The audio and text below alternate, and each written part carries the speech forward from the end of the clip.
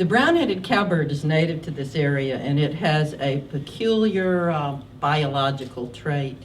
It lays its eggs in the nest of another bird, and usually a warbler or a smaller bird. And so the mother warbler sits on the eggs, and they hatch out her eggs and the egg from the cowbird. And the cowbird is bigger and stronger than the warbler babies, and it has a peculiar little tick. When it's touched on the back, it pushes backwards, and in doing so, it pushes every other bird out of the nest until it's the only one left. So that's sort of the reasoning behind the title, The Nester. In the 1940s, Codin, Alabama was a hideaway for movie stars, an isolated playground tucked among live oaks and the placid bay waters where pleasure and vice could be indulged. When Veronica Lake or Errol Flynn came to play, bedazzled lawmen turned a blind eye to the excesses that ride the coattails of fame. Codin was a backwater with incredible natural beauty, an old hotel fitted out for royalty and silence that could be bought. No one asked questions. In the summer of 1974, little had changed, except the hotel was abandoned and the stars had found other more exotic backwaters. The poor were poorer and the rich were gone. Like most of the rest of the kids around Codin, I'd grown up on tales of glamour lost. While the past intrigued me, I had a more practical bent. Mature beyond her years was the description most often attached to me. Not exactly the attributes of a popular young woman, not a princess. I didn't care. I was the live-in tutor for the Henderson family, a job I'd held for 3 months. Only 21 and fresh out of college, I found myself in residence in the grandest house in South Mobile County, with a family that stepped out of house beautiful. Berta, the mother, kept the kitchen filled with the scent of home cooking. The children were bright and willing to learn, and Bob, he was a handsome man, accomplished as an architect, but also a man who loved his children and never failed to show it. The Hendersons were everything I'd been denied, a perfect family. They brought the expectation that new prosperity had come to Codin. My grandmother, Cora Eubanks, and most of the residents pinned their hopes on Bob and Berta Henderson and the belief that they could bring back what once had been lost. Codin was a dying community, a left-behind fishing village on the small and placid Porterfield's Bay of the Mississippi Sound. Like all towns built around water and a fishing industry, it was remote, much different from Mobile or even the coastal towns of Mississippi. The families of Codin had been there for generations, a mixture of old French and Spanish with a smattering of Irish and Scot thrown in. In the summer of 1974, Vietnamese families had begun to move in, a point of controversy among the natives. The Vietnamese War was still too fresh, the losses of young men from the area too bitter. Still, whether old line stock or newly arrived Asians, these were fishing families that shared a way of life, a relationship with the water, and a sun-up to sunset work ethic.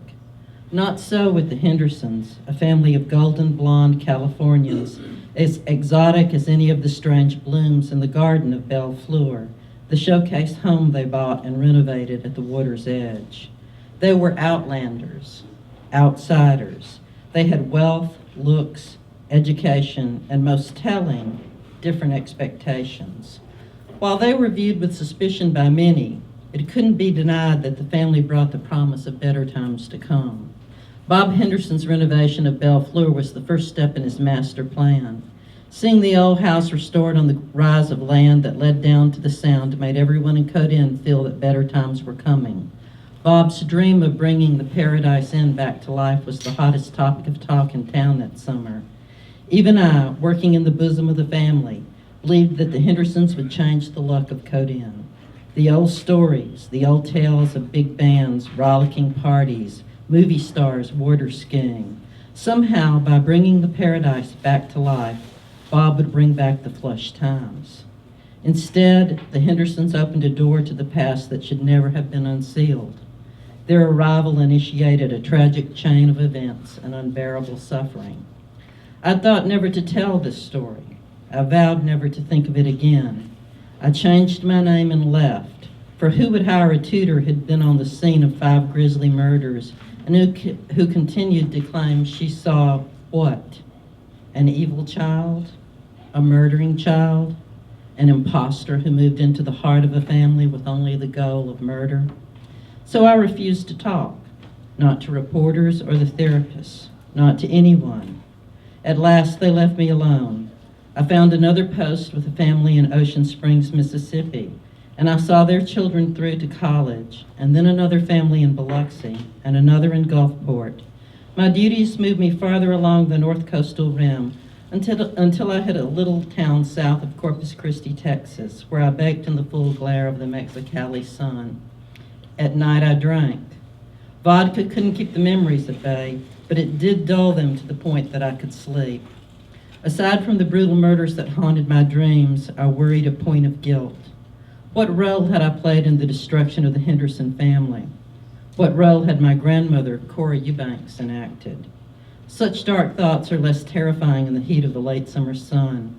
So it is now, in the August of a new decade, the second of a new century, that I've taken on the burden of putting my story on paper. The written word has tremendous power. I hope that by writing this I'm not certain what I hope to accomplish. Put my demons to rest, warn others, leave a written legacy that might carry more weight than my spoken words. Or perhaps I'm following in the footsteps of Cora, who once left me a document that was a key to the past. I only know that the long summer days offer me some comfort from the terrors of the dark. I must write fast. Time is running against me. When I'm tempted to back away from this story, as I often am, I remember that I have seen her only last week. As young and innocent as the first day she stepped off the bus at Beauchamp's Grocery in Code Inn in 1974. She was a beauty, still is, but she is hungry. The lean shank of femur, the fragile ulna with a wrist so slender and frail but incredibly strong. She's so delicate, and she's been waiting for a long time, nearly 40 years. She's returned to Code Inn. She's wanting to be part of the new family living in the Henderson home, Belle Fleur, the Victorian with the beautiful gardens. She was never truly banished or defeated. She's merely been biding her time. If I do not stop her, she will gain entrance. Another slaughter will ensue. I think I've always known it would come to this, me against her. Both of us orphans, both wanting love, each determined to stop the other. If something should happen to me, I have set this down on the page. I may not survive, but someone has to stop her. So I have returned to the place of my nightmares. As long as the August sunlight heats the woods and fields of southern Mobile County, I force myself to the task of recounting the events of nearly 40 years ago. In the darkness of the night, I drink. When the sun is gone, I dare not call forth the images of my past, for fear she will sniff me out. She has the acute senses and cunning of a wild animal, and she has no mercy, not for a child or me. How did she manage to get back to Code Inn? That's a question I pursue even as I chronicle her story. Annie, such a simple and beautiful name. There is no word in the English language that can strike such fear in me. To properly tell her story, I must go back in time. The memories of youth in the 1970s would be wonderful were it not for the events I must remember. My grandmother was the fulcrum that set it all in motion.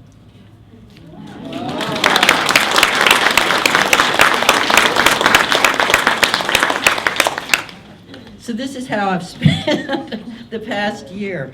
I'll write this book in the morning when it's daylight, and then I'll write on the Bones book in the afternoon, because then it doesn't scare me, because I really can't.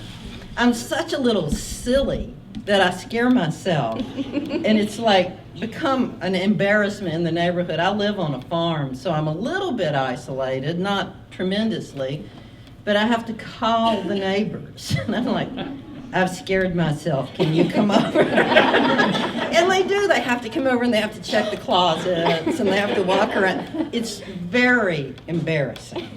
You know, and I live with a pack of dogs.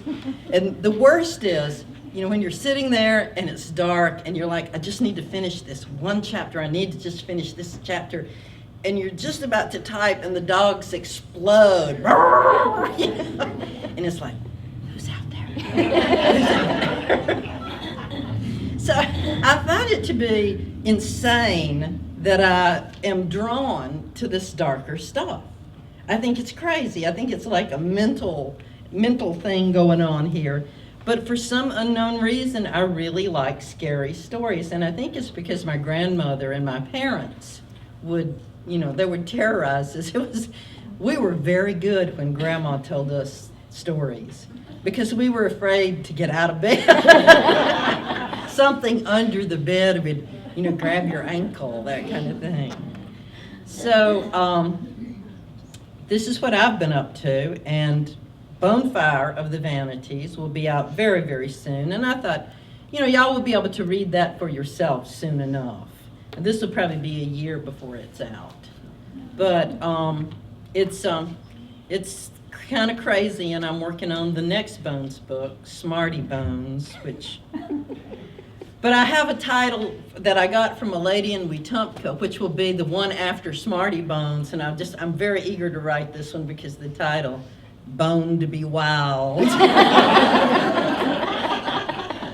just think that's incredibly too silly.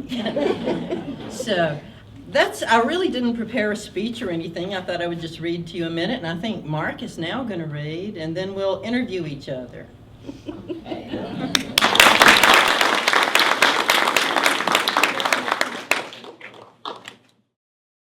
I'm so glad when I get to come back to a part of the country where macaroni and cheese is a vegetable. You know, these are my people. You can tell I like my macaroni and cheese. But I always feel good coming back to Memphis. I spent a lot of time in Memphis. First, when I worked for Southern Living magazine, I always had to come up here and do the damn ducks at the Peabody again. And then, but we always got to go to Charlie Virgo's, so that was a nice little benefit. And then to skip ahead of my story, there was a point at which I was writing a book about Elvis Presley, which is a novel called Tender. It's a novel from Elvis's point of view, from birth through the time when he goes in the Army. So I spent a lot of time both in Tupelo and in Memphis, and ate many a gridiron cheeseburger and saw my cholesterol soar. I got a job as a tour guide at Graceland, undercover. They didn't know I was there doing it. I worked there for 4 days. I was a tour guide in the Jungle Room. This is the Jungle Room that Elvis furnished with his mother in one day shopping at Kmart.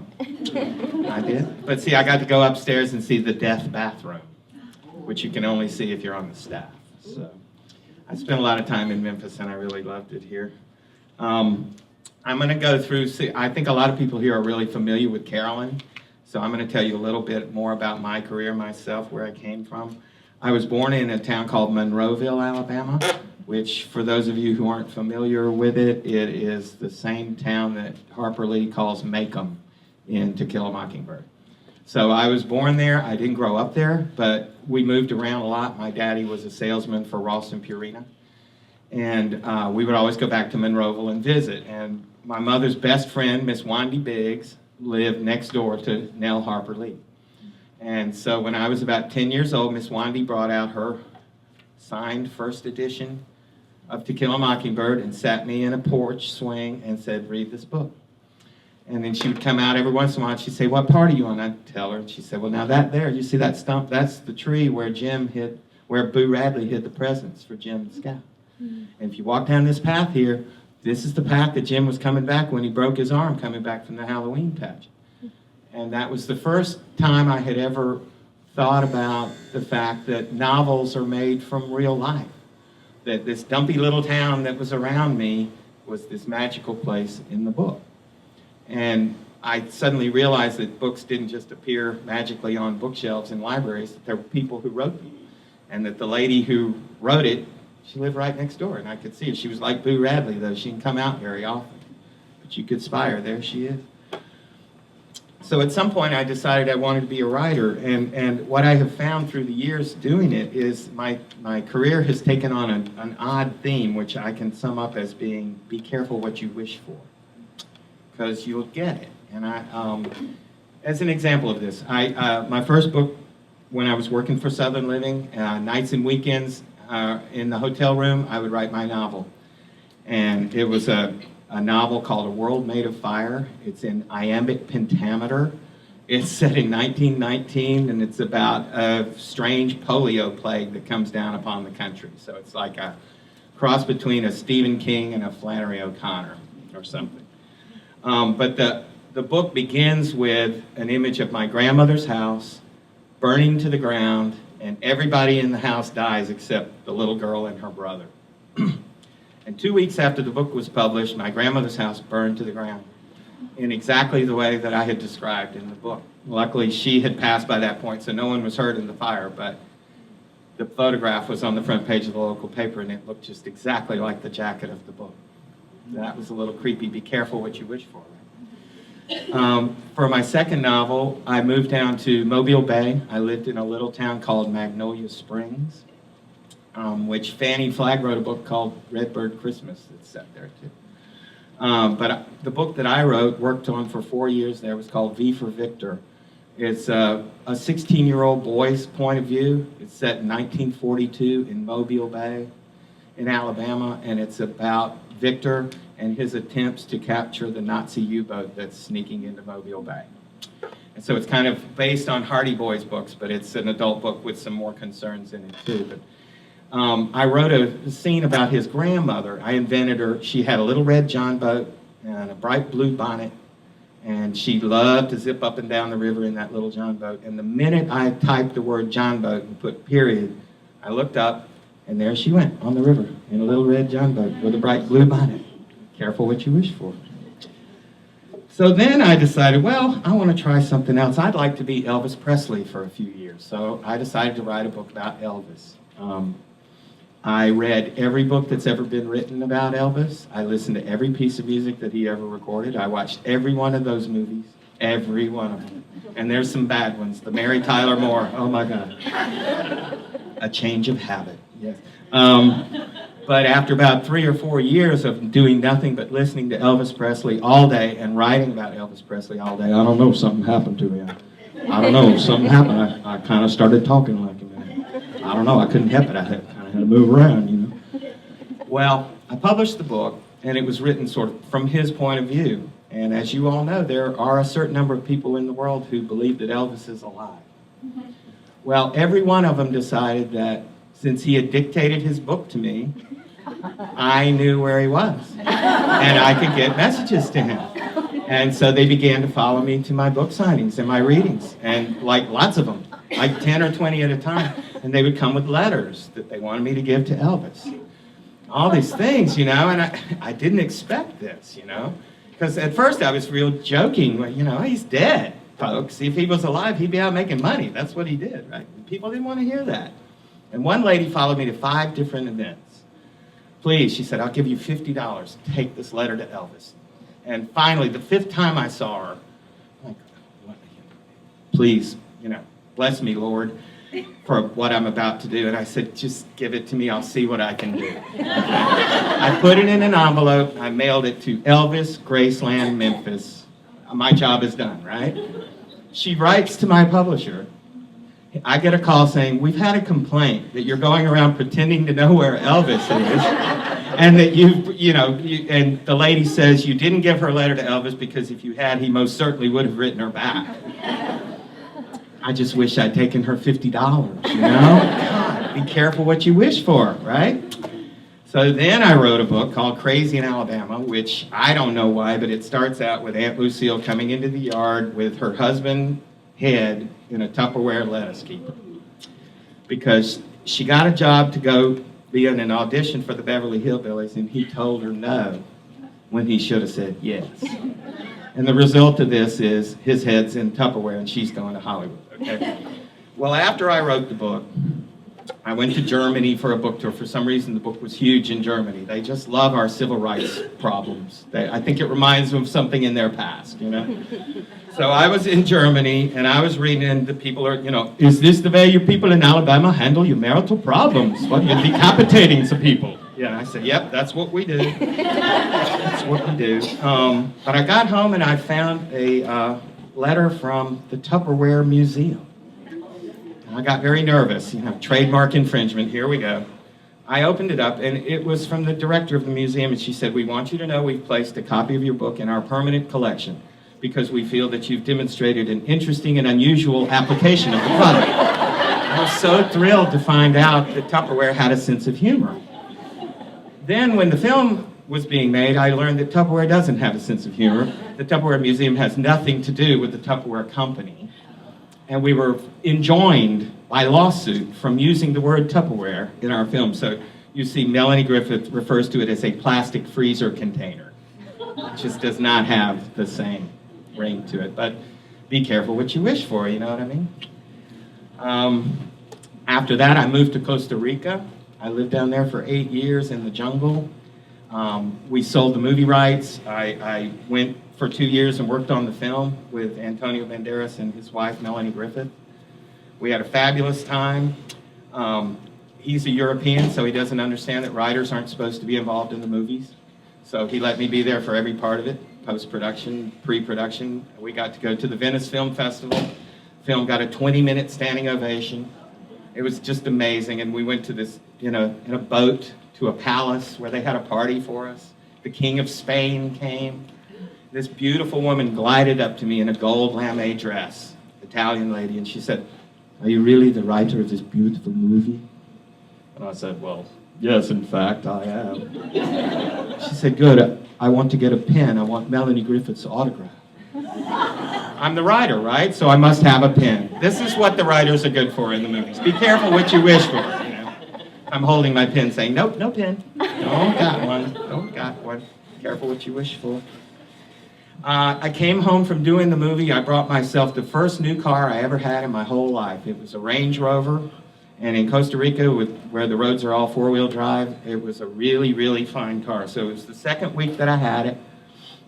And it rained so hard that it washed out the road to my house. Well, when that happens in Costa Rica, you go down to the beach, you go down the beach and up the other road, and you can go to your house. Unless, as you've just written in your book, a flash flood comes and takes you and the car into the ocean. Your brand new car, before the insurance papers have come. And as you watch the car sink like the Titanic, you think, be careful what you wish for. My mother at this point said, "Why don't you write a book where you win the lottery?" Mothers are so smart. But of course, then I wrote a book where somebody else won the lottery. So that's not going to help me. And then written a couple more books. I finally come to Georgia Bottoms. Her family name used to be Butts, but the grandmother changed it to Bottoms because she thought it sounded more genteel. Okay? And Georgia has been grateful to Grandma ever since. She is the pillar of a community called 6 Points, Alabama. It's a town so remote there's not even cell phone service, if you can imagine that. There's not even a Starbucks. And Georgia lives in a big crumbling antebellum mansion with her mother and her worthless brother. Her mother's mid-stage dementia. Her worthless brother's getting arrested about every other week and goes to the AA meetings to meet up people to go drinking with. Georgia's trying to keep body and soul together, and the way she does it is she entertains 6 different men of the town, one each night of the week. And they leave gifts of money on her dresser, and that's how she's able to make ends meet. Well, when I came to Monroeville, my hometown, to do a reading from this, the invocation was read by the Reverend Butts. And everybody came up and said, "We know this is all about him." And of course, Georgia has a big old affair with the preacher in the middle of this, so I just didn't read from it, and I walked out the door and kept going, so if they're after me, it's not my fault. Be careful what you wish for, okay?